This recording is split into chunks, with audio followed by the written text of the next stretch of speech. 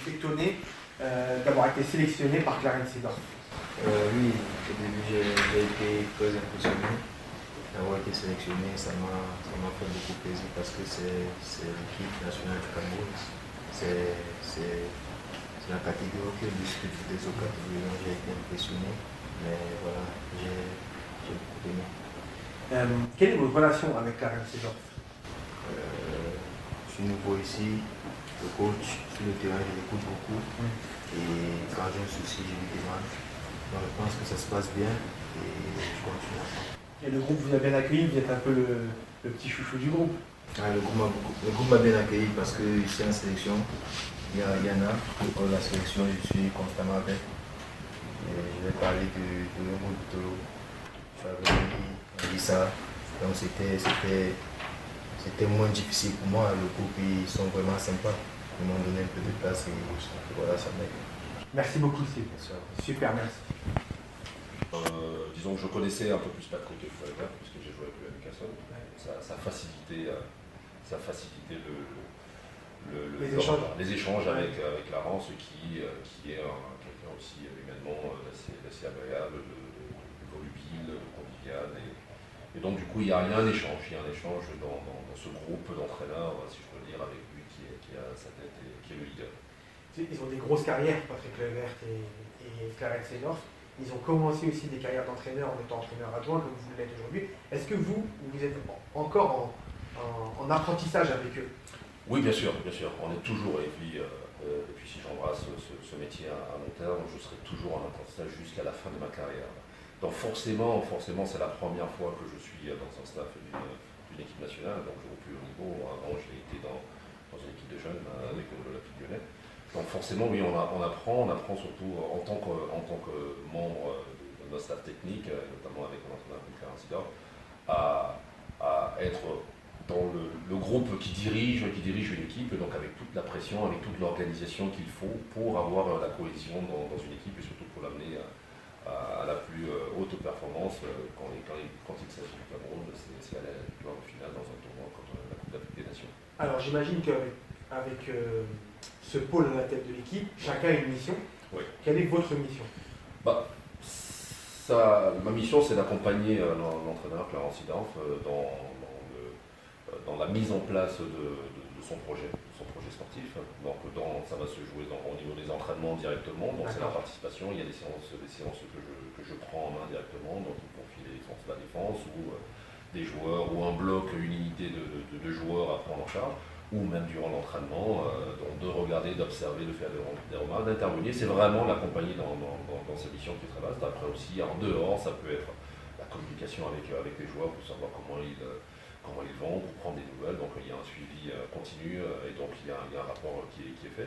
Donc il y a vraiment, c'est l'accompagner dans toutes ses missions suivant le besoin qu'il ressent. Et donc mon intervention se fait. Donc c'est très intéressant parce que finalement, pour moi, c'est la première fois que je gère un groupe d'adultes. Avant, je l'ai fait avec les jeunes. J'ai été à cette place-là. C'est vrai qu'on a un avantage en tant que joueur. Il a été joueur, j'étais joueur, que Patrick Levert, je jouais les palais, s'il était joueur. Donc on va dire, c'est agréable parce que, on va dire, les joueurs, ils ne vont pas nous la faire à l'envers. Ils peuvent faire à 1, mais pas à 4. Mais pas à 4. Pas à 4. Donc il y a une bonne communication, il y a un échange et avec beaucoup de sincérité, ça forme un staff technique assez cohérent et fort. Et donc à l'approche de la CAN, quelle est la force principale de ce groupe?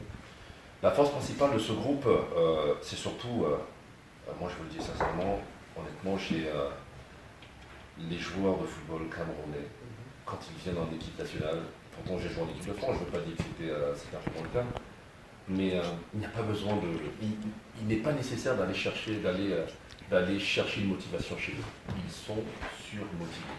Ils sont, on va dire, à chaque fois qu'ils viennent en équipe nationale, à chaque fois qu'ils vont être sur le terrain, c'est comme s'ils jouaient à leur vie. Donc travailler avec un groupe de joueurs, malgré bien qu'il y ait la concurrence, avec un groupe de joueurs qui arrivent en équipe nationale, fiers de porter le maillot de l'équipe nationale, parce qu'ils en ont rêvé depuis gamin, ça vous facilite le travail, ça vous facilite la mise en place de ce que vous voulez faire, parce que la motivation est déjà là, donc la détermination est là. Et du coup, avec le talent, conjugué au talent, ça peut donner de très bons résultats. Et comment ça marche? Très bien. Quel plaisir vous prenez Non, à faire ce travail? je fais très bon plaisir de travailler avec Clarence, avec les joueurs qui ils ont un très bon respect vers nous et nous vers eux. Et ça c'est important pour avoir un très grand respect. Et comme ça on travaille toujours avec des joueurs qui sont bien, sont humbles. Ils travaillent très dur, très fort. Et l'effort qu'il fait, pour nous, c'est incroyable. Quelle est la force de ce groupe? Bon, si vous devez retenir une qualité dans le groupe, c'est quoi? C'est l'unité, de travailler ensemble. Chacun, il bosse pour un autre. Et moi, je pense que ça, c'est le plus important. Ouais. Après, avec des entraînements, on fait toutes les choses bien. On prépare les joueurs très bien qu'est-ce qu'on veut faire. On explique les choses très claires. Donc c'est seulement l'exercice que les joueurs doivent faire. J'ai une dernière question. Si vous deviez retenir un souvenir là, avec l'équipe nationale du Cameroun, ou sinon tu choisis comme tu veux la question, ou sinon, est-ce que finalement, là, c'est pas, est-ce que Patrick, finalement, c'est pas ton plus grand challenge de gagner la Coupe d'Afrique avec le Cameroun? Maintenant, en tant qu'entraîneur, depuis que tu as arrêté ta carrière de footballeur? Non, mais moi je vois les choses comme ils sont maintenant. Maintenant je suis ici, je vais faire tous pour gagner la CAN. Tout le monde le sait, mais pas seulement. Tout le monde qui sont dans notre groupe, c'est le staff médical, c'est le staff technique, c'est les joueurs. Tout le monde il doit avoir les narices sur la même direction. Nous rentre de cette compétition pour gagner, pas pour jouer. Non, il faut gagner les matchs. Ça, c'est le plus important pour nous. L'extérieur, en tout cas, un des caps de cette équipe, tu as été un des meilleurs joueurs en 2017, vous avez gagné la Coupe d'Afrique. Comment ça se passe cette préparation? Comment vous la sentez? Cette préparation, je la sens nettement meilleure, peut-être plus meilleure qu'en 2017 parce que je trouve que en ces 2 ans, l'équipe a beaucoup évolué. Quand on allait en 2017, on n'avait pas autant de potentiel que maintenant en 2019. Et je pense qu'on a eu encore le temps de mieux se préparer. Parce que je peux dire qu'en 2017, on avait eu une campagne assez courte ensemble. On a quand même pu réaliser quelque chose d'extraordinaire. Et je pense qu'en 2019, ça devrait être encore plus mieux. Très bien.